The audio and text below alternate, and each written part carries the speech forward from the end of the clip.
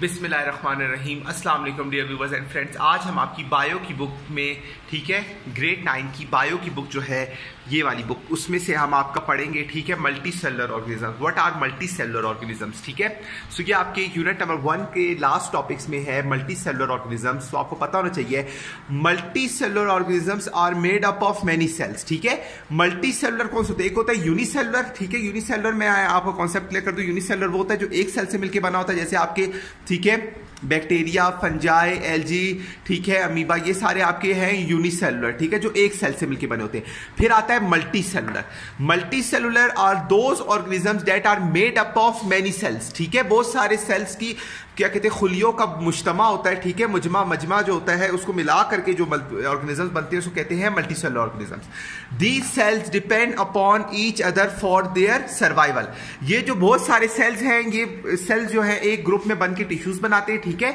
और ये एक सेल दूसरे सेल पे डिपेंडेंट होता है अपने सर्वाइवल के लिए, ठीक है। ट्रांसपोर्टेशन भी जारी होती है इन सेल्स के अंदर, ठीक है। एक दूसरे से ट्रांसपोर्ट भी हो रही होती है और इस तरह से ये एक दूसरे के साथ मिलकर सर्वाइव करते हैं।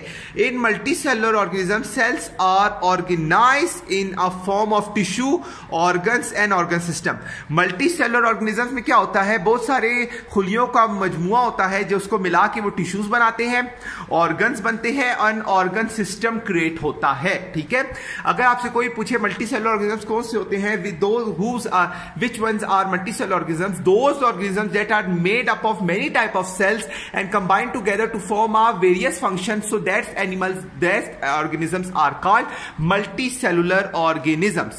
अच्छा, उसके बाद आता है multicellular organisms are followers, ठीक है। अब आपको पता है कि multicellular organism जो है हम साइंटिफिक व्यू के थ्रू देखें, सो दो उन्होंने हम एग्जांपल दी है। एक है मस्टर्ड प्लांट, ठीक है, जिसको आप साग भी कहते हैं, ठीक है।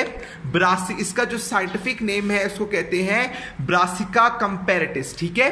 साइंटिफिक नेम जो मस्टर्ड प्लांट का जो साइंटिफिक नेम है, ठीक है, सो उसको हम कहते हैं ब्रासिका कंपैरेटिस, ठीक है। ये जो होता है आपके गांव में आपने देखा है बहुत ज्यादा उगता है, ठीक है, साग किस्म का होता है, ठीक है। इसको क्या कहते हैं, इसका तेल भी निकलता है। It is a most important family plant, ठीक है। ये मोस्ट इंपॉर्टेंट प्लांट है, ठीक है। ये आपका, इसके अंदर जो है बहुत सारे मजमुए हैं सेल के, ठीक है। दूसरा आपकी एग्जांपल दी हुई है फ्रॉग की।